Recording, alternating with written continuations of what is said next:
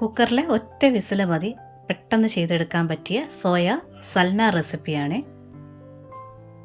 ഏത് ബ്രേക്ക്ഫാസ്റ്റിൻ്റെ കൂടെ നല്ല കോമ്പിനേഷനായിട്ട് കഴിക്കാൻ പറ്റിയ, അതായത് ചപ്പാത്തി ആയാലും പൂരി, ദോശ, ഇഡലി, ഉപ്പുമാവ്, പുട്ട് എല്ലാത്തിൻ്റെ കൂടെയും പറ്റിയ നല്ല ടേസ്റ്റി ആയിട്ടുള്ള സോയയുടെ ഒരു മസാലക്കറിയാണിത്. കുറച്ച് വ്യത്യസ്തമായിട്ടാണ് ചെയ്യുന്നത്. നിങ്ങൾ സ്കിപ്പ് ചെയ്യാതെ അവസാനം വരെ കാണാൻ നോക്കണേ. ഇനി ഇതെങ്ങനെയാണ് ചെയ്തെടുക്കുന്നതെന്ന് നോക്കാം. ഞാനിവിടെ 1 കപ്പ് ഫുള്ളായിട്ട് സോയ എടുത്തിട്ടുണ്ട്. അതായത് ഒരു 80 ഗ്രാമോളം വരുന്നുണ്ട്. ഇനി ഒരല്പം ചൂടുള്ള വെള്ളം എടുത്തിട്ടുണ്ട്. ഒരുപാട് തിളച്ച വെള്ളമൊന്നും വേണ്ട. അതിലോട്ട് സോയ ഇട്ടതിന് ശേഷം ഇനി ഉപ്പാണ് ചേർക്കുന്നത്. കുറച്ചേറെയായിട്ട് ഉപ്പൂടെ ചേർക്കുക. ഇനി ഉപ്പെല്ലാം ചേർത്ത് നല്ലോണം ഒന്ന് മിക്സ് ചെയ്തെടുക്കുക. ഈ സോയ ബോൾ ഒരല്പം വലിയ സൈസാണ്. ഇനി ഒരു 20 മിനിറ്റ് നേരത്തെ അതിനൊന്ന് മൂടി വയ്ക്കാം. അതിൽ കൂടുതൽ സമയം വേണ്ട. നമ്മൾ കുക്കറിലാണ് വേവിക്കുന്നത്. ഒന്ന് സോഫ്റ്റായിട്ട് കിട്ടിയാൽ മതി. ഇത് 20 മിനിറ്റ് ആയപ്പോഴത്തേനും നല്ല സോഫ്റ്റ് ആയിട്ടുണ്ട്. നല്ലവണ്ണം ഇത് പിഴിഞ്ഞെടുത്തിട്ടുണ്ട്. ഇത് വലിയ ബോളായത് കാരണം രണ്ടായിട്ടൊന്ന് കട്ട് ചെയ്ത് എടുത്തിട്ടുമുണ്ട്. ഇപ്പോൾ വളരെ ചെറിയ സോയ ബോൾസ് വാങ്ങിക്കാനായിട്ട് കിട്ടും. അതാണെന്നുണ്ടെങ്കിൽ കട്ട് ചെയ്യേണ്ട ആവശ്യമില്ല. ഇത് പിഴിഞ്ഞ് മാറ്റി വെച്ചിട്ടുണ്ട്. ഇനി കുക്കർ വെച്ചിട്ടുണ്ട്. ഏതെണ്ണയാണോ നിങ്ങൾ ഉപയോഗിക്കുന്നത് അത് ഒഴിക്കുക. 1 കഷ്ണം പട്ട എടുത്തിട്ടുണ്ട്. രണ്ടായിട്ടൊന്ന് ഒടിച്ചു വെച്ചിട്ടുണ്ട്. 2 ഏലക്ക, 3 ഗ്രാമ്പു, സ്റ്റാർ പൂ ഉണ്ടല്ലോ അതിൻ്റെ ഒരു 3 പീസ് ചെറുതായിട്ട് അടർത്തി എടുത്തിട്ടുണ്ട്. പിന്നെ ഒരേ ഒരു ബേ ലീഫാണ്, അതും ഒന്ന് കീറിയിട്ടിട്ടുണ്ട്. എണ്ണയിൽ ചൂടാകുമ്പോൾ ആ ഗ്രാമ്പു ഒക്കെ ഒന്ന് വീർത്ത് വരും. അതിനുശേഷം സവാള ചേർക്കണം. ഒരേ ഒരു വലിയ സവാളയാണ് കനം കുറഞ്ഞരിഞ്ഞ് അതോടെ ചേർക്കുക. ഇനി 2 പച്ചമുളക് ഒന്ന് കീറിയിട്ടിട്ടുണ്ട്. ഇനി ഇതൊന്ന് വഴറ്റിയെടുക്കണം. പെട്ടെന്ന് വഴന്ന് കിട്ടാനായിട്ട് കുറച്ച് ഉപ്പ് വേണമെന്നുണ്ടെങ്കിൽ ചേർക്കാം. ഇതിപ്പോൾ 1 കപ്പ് സോയയുടെ അളവാണ് കാണിക്കുന്നത്. സവാള നന്നായിട്ടൊന്ന് വഴറ്റി എടുക്കണം. വേണമെന്നുണ്ടെങ്കിൽ പകുതി സവാളയും പകുതി കുഞ്ഞുള്ളിയും ചേർക്കാവുന്നതാണ്. ഇത് സവാള വഴന്ന് വന്നിട്ടുണ്ട്. ഇനി ഇതിൽ ചേർക്കേണ്ടത് ഇഞ്ചി വെളുത്തുള്ളി പേസ്റ്റാണ്. 1 സ്പൂൺ ഫുള്ളായിട്ട് അതുകൂടി ചേർക്കുക. വീണ്ടും ഇതൊന്നുകൂടി നല്ലോണം വഴറ്റിയെടുക്കണം. പേസ്റ്റ് ആയത് കാരണം പെട്ടെന്ന് വഴന്ന് കിട്ടും. ഇഞ്ചി വെളുത്തുള്ളി പേസ്റ്റ് കുറച്ച് നാളത്തേന് അരച്ച് വെച്ച് സൂക്ഷിക്കുന്ന രീതി ഞാൻ അപ്ലോഡ് ചെയ്തിട്ടുണ്ട്. താല്പര്യമുള്ളവർക്ക് കാണാവുന്നതാണ്. അതും വഴന്ന് വന്നിട്ടുണ്ട്. ഇനി ഇതിൽ ചേർക്കേണ്ട ഒരു ചെറിയൊരു പിടി പുതിനയാണ് ചേർക്കേണ്ടത്. ഇതൊരു പ്രത്യേക ടേസ്റ്റാണ് പുതിന ചേർക്കുമ്പോൾ. അത് ഈ എണ്ണയിലൊന്ന് നല്ലവണ്ണം ഒന്ന് വഴറ്റിയെടുക്കണം. പെട്ടെന്ന് വഴന്ന് കിട്ടിക്കോളൂ, ഇലയായത് കാരണം. പുതിന ഈ സമയത്ത് തന്നെ ചേർത്ത് വഴറ്റിയെടുക്കണം. നമ്മൾ അഥവാ വിട്ടുപോയെങ്കിൽ തന്നെ പുതിനയിലയല്ലേ ലാസ്റ്റ് ചേർത്താൽ മതി എന്ന് വിചാരിച്ച് അങ്ങനെ ചെയ്യരുത്. മറക്കാതെ ഇങ്ങനെ തന്നെ ഫോളോ ചെയ്യുക. പെട്ടെന്ന് പുതിനയില വാടിക്കിട്ടും. അതിനുശേഷം ചേർക്കേണ്ടത് പൊടികളാണ്. ഒരേ 1 സ്പൂൺ കാശ്മീരി മുളക് പൊടി ചേർക്കുക. ഞാനിവിടെ ഇതിന് അത്യാവശ്യം എരിവുണ്ട്, അതുകൊണ്ട് കാശ്മീരി മുളക് പൊടി തന്നെ ചേർത്തത്. ഇനി അതേ അളവിൽ തന്നെ ഒരേ 1 സ്പൂണ് മല്ലിപ്പൊടി ചേർക്കുക. ഒരല്പം മഞ്ഞൾപ്പൊടി കൂടി ചേർക്കുക. ഇനി ഗ്യാസ് ലോയിലിട്ടുകൊണ്ട് നല്ലവണ്ണം ഒന്ന് ഇളക്കിയെടുക്കണം. പൊടി നല്ലവണ്ണം ഒന്ന് ചൂടാകട്ടെ, ഒട്ടും കരിഞ്ഞു പോകരുത്.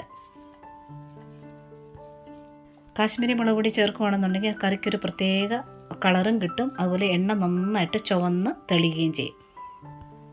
ഇതാ പൊടി നന്നായിട്ട് ചൂടായതിന് ശേഷം തക്കാളിയാണ് ചേർക്കുന്നത്. ഒരേ ഒരു തക്കാളി, നല്ല പഴുത്ത തക്കാളി ചേർക്കുക. വളരെ ചെറുതായിട്ട് തന്നെ അരിയാനായിട്ട് നോക്കുക. ഇനി നല്ലവണ്ണം ഒന്ന് വഴറ്റിയെടുക്കണം.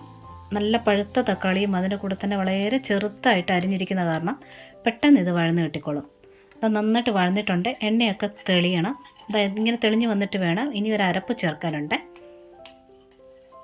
ഇതായിട്ടുണ്ട്. ഇനി അരപ്പ് ചേർക്കണം. ഇനി ഒരേ ഒരു തവി തേങ്ങ അല്പം ഒന്ന് അമക്കിയാണ് എടുത്തിട്ടുള്ളത്. ഒരേ ഒരു തവി തേങ്ങ എടുത്തിട്ടുണ്ട്. ഒരു 5 കാഷ്നട്ട് ചേർക്കുക. കാഷ്നട്ട് ഒരുപാട് ചേർക്കരുത്, ഒരുപാട് അങ്ങ് ക്രീമിയായി പോകും. ഇനി ഇതിൽ ചേർക്കേണ്ടത് കസ്കസാണ്, പോപ്പി സീഡ്. അത് 1/2 സ്പൂണിനടുത്തായിട്ട് ചേർത്തിട്ടുണ്ട്.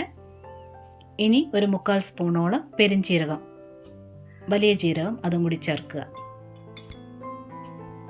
ഇനി ഒരു 3 ഗ്രാമ്പു, ഒരു ചെറിയൊരു കഷ്ണം പട്ടയാണ്, അതൊന്ന് കട്ട് ചെയ്തിട്ടിട്ടുണ്ട്.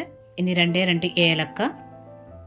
ഇനി ഇത് മസാലയ്ക്കകത്തൊക്കെ വരുന്ന കൽപ്പാസി ഉണ്ടല്ലോ, ഒരു അല്പമേ ചേർക്കാവൂ, ഒരുപാട് ചേർക്കരുത്. അതുകൂടി ചേർക്കുക. അത് ചേർക്കുമ്പോൾ ഒരു പ്രത്യേക ടേസ്റ്റാണ്, ഉണ്ടെങ്കിൽ അത് ചേർത്തിരിക്കണം.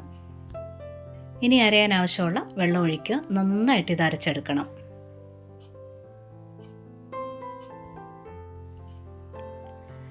ഇത് അരച്ചെടുത്തിട്ടുണ്ട്.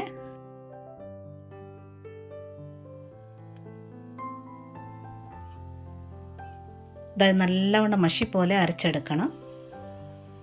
ഇനി ആ ജാറിനകത്ത് കുറച്ച് വെള്ളം കൂടി ഒഴിച്ച് അതുകൂടി ചേർക്കാം. ഇനി കുറച്ചുകൂടെ വെള്ളം ചേർക്കേണ്ടി വരും. ഇത് നല്ലവണ്ണം ഒന്ന് ഇളക്കിയെടുത്തതിന് ശേഷം പാകം അനുസരിച്ച് ചേർക്കണം.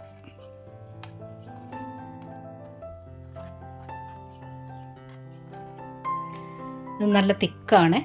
ഇനി ഇതിലോട്ട് കുറച്ച് വെള്ളം കൂടി ചേർക്കുവാണ്. ഒരു 3/4 ഗ്ലാസോളം വെള്ളം കൂടി ചേർക്കുന്നുണ്ട്.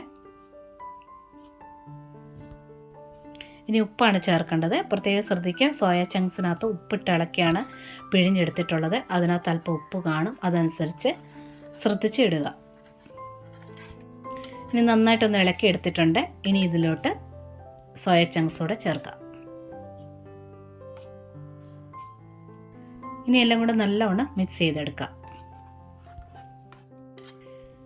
ഇതിപ്പോൾ എനിക്ക് പാകത്തിനുള്ള ഗ്രേവിക്ക് അനുസരിച്ച് വെള്ളം ഒഴിച്ചിട്ടുണ്ട്. അപ്പോൾ നിങ്ങൾക്ക് എത്രയും വേണോ കുറച്ചുകൂടി വേണേൽ നീട്ടിയെടുക്കാം.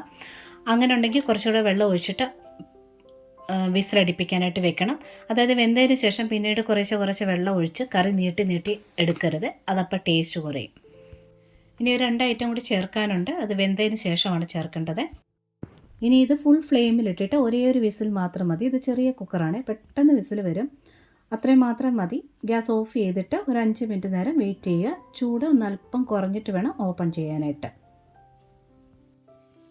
അങ്ങനെ ചെയ്യുമ്പോഴത്തേന് എണ്ണയൊക്കെ തെളിഞ്ഞിട്ട് നല്ലൊരു കളറോടൊക്കെ കറിക്ക് കിട്ടുകയും ചെയ്യും.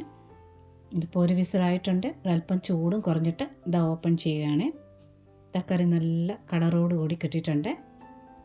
അതുപോലെ കാശ്മീരി മുളക് പൊടിയാണ് ചേർക്കുന്നെങ്കിൽ ഇതുപോലെ എണ്ണ നല്ല ചുമന്ന് തെളിഞ്ഞ് കിട്ടും. അല്പം ചൂടുണ്ട്. ചെറു ചൂടോടുകൂടി തന്നെ വെള്ളമായി ഒട്ടുമില്ലാതെ കുറച്ച് മല്ലിയില ചേർത്തിട്ടുണ്ട്. മല്ലിയില ചേർക്കുമ്പോൾ ഒരു പ്രത്യേക ടേസ്റ്റാണ്. കൂടെ തന്നെ നിങ്ങളുടെ എരിവിന് ആവശ്യമുള്ള കുരുമുളക് പൊടി കൂടെ ചേർക്കുക. ഞാനിവിടെ ഒരു അല്പം മാത്രമേ ചേർത്തിട്ടുള്ളൂ. ഇനി ഒന്ന് മിക്സ് ചെയ്തെടുക്കണം. സോയ ഒന്നും കലങ്ങിപ്പോകാതെ പാകത്തിന് വെന്ത് കിട്ടിയിട്ടുണ്ട്. അത് പെട്ടെന്ന് വെന്ത് കിട്ടും. ഇതിപ്പോൾ ഞാൻ 1 കപ്പിൻ്റെ അളവാണല്ലോ പറഞ്ഞിരിക്കുന്നത്. അപ്പോൾ ചെറിയ കുക്കർ കൂടെ ആയതുകൊണ്ടാണ് ഈ ഒരു അളവ് പറഞ്ഞിരിക്കുന്നത്. അപ്പോൾ നിങ്ങൾ എടുക്കുന്നത് 2-3 കപ്പൊക്കെ ആണെന്നുണ്ടെങ്കിൽ ഈ അളവെല്ലാം ഡബിൾ ത്രിബിൾ ആക്കി എടുക്കുക. അതുപോലെ തന്നെ വലിയ കുക്കറാകുമ്പോൾ കുറച്ചുകൂടി സമയമെടുക്കും ഒന്നാമത്തെ വിസിലടിക്കാനായിട്ട്. അപ്പം നിങ്ങൾ എന്ത് ചെയ്യണം, ഒരു വിസിലടിച്ച ഉടനെ തന്നെ അത് കുറച്ച് നേരത്തിന് വെക്കാതെ ഉടനെ തന്നെ തുറക്കാനായിട്ട് നോക്കണം. ഓവറായിട്ട് വെന്ത് പോകാതിരിക്കാനായിട്ട് അങ്ങനെ ചെയ്യുന്നത്. മനസ്സിലായി കാണുമെന്ന് വിചാരിക്കുന്നു. ഇത് ഏത് ബ്രേക്ക്ഫാസ്റ്റിൻ്റെ കൂടെയും ചേർന്ന് പോകുന്ന ഒരു അടിപൊളി ഒരു സോയയുടെ മസാലക്കറിയാണ്. ട്രൈ ചെയ്ത് നോക്കുക. ഇഷ്ടപ്പെട്ടിട്ടുണ്ടെങ്കിൽ കൂട്ടുകാർക്കൊക്കെ ഷെയർ ചെയ്ത് കൊടുക്കുക. ലൈക്കും കമൻറ്റും സബ്സ്ക്രൈബൊക്കെ തന്ന് സപ്പോർട്ട് ചെയ്യാൻ കൂടി മറന്നുപോലെ. നോട്ടിഫിക്കേഷൻ ബെൽ ബട്ടണിലെ ഓൾ ഓപ്ഷൻ ഒന്ന് ടിക്കാക്കി ഇടാനും മറക്കല്ലേ. ഒരുപാട് സ്നേഹത്തോടെ. Thanks for watching.